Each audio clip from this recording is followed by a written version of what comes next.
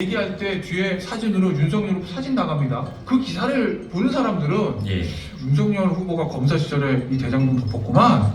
커피도 윤석열 후보가 타줬을 수 있겠구만. 이라고 충분히 오해할 수 있을 만한 어떤 편집으로 나간 것 같은데 기사가. 저희가 녹취록 편집을 했죠. 지금 돌아보면 후회가 되는 부분도 물론 있지만 저희의 전체 보도 취지에서는 이것이 큰 결함은 아니다라고 보는 것이고요.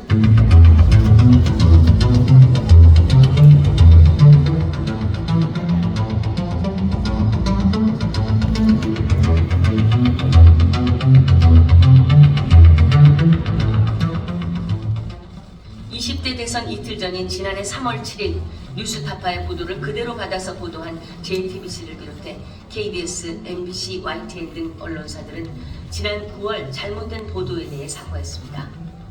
그러나 당초 악마의 편집을 한 뉴스타파는 신학림 전 원로전 위원장이 김만배 씨와 금전 거래를 한 데 대해서만 사과를 했을 뿐 잘못된 보도에 대해서는 사과하지 않았습니다.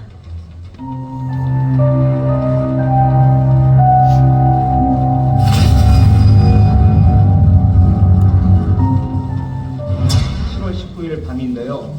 그날 술자리를 가신 기억이 있으십니까? 지난해 10월 김의겸 더불어민주당 의원은 국회 국정감사에서 시민언론 더 탐사로부터 받은 첼리스트 A씨의 음성 녹취를 제시하며 이른바 청담동 술자리 의혹을 제기했습니다. 나가지고 술 마시고 노래 부르고 행동을 먼저 하죠. 헤어진 남자친구가 제보한 여성 첼리스트의 녹취는 장본인이 경찰 조사에서 전 남자친구에게 늦은 귀가를 변명하기 위해 꾸며낸 것이라고 자백함으로써 완전한 거짓이었음이 드러났습니다.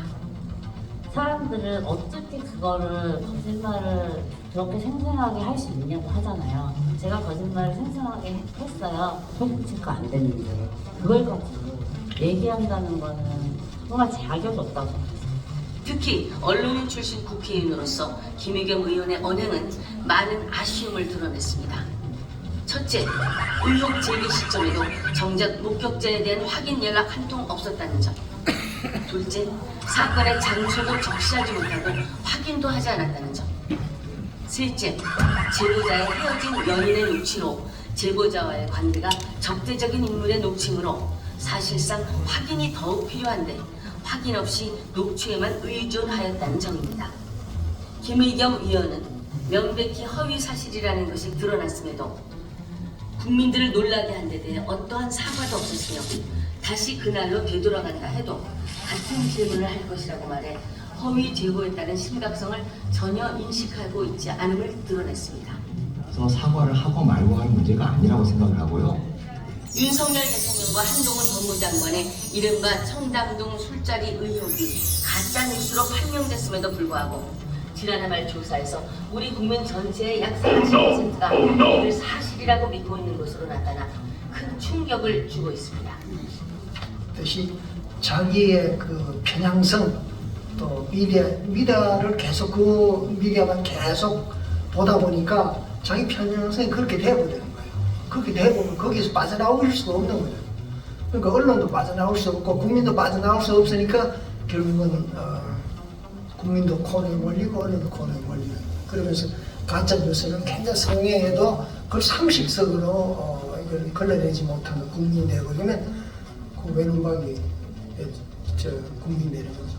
가짜 뉴스는 대한민국을 좀먹는 병적인 암적인 존재 같은 것입니다. 그래서 이 가짜 뉴스를 추방하고 척결하는 것이야말로 대한민국을 정상화시키는 그런 지름길이라고 생각합니다. AI 기술의 발전으로 저 같은 전문가들조차도 가짜 뉴스를 구분해내기 어려워졌습니다. 이같이 교묘히 가짜 뉴스를 만들어 배포하는 개인이나 집단들은 모조리 색출하여 엄벌을 내려야 다시는 이런 짓을 안 할 것 같습니다. 저는 어른들이 명백한 허위임을 알고도 반성하지 않는 이런 행태를 계속 보인다면 저희가 어떻게 자라나는 아이들한테 거짓말하지 말라고 가르칠 수가 있을까요? 그래서 가짜뉴스는 사회의 병이라고 생각합니다.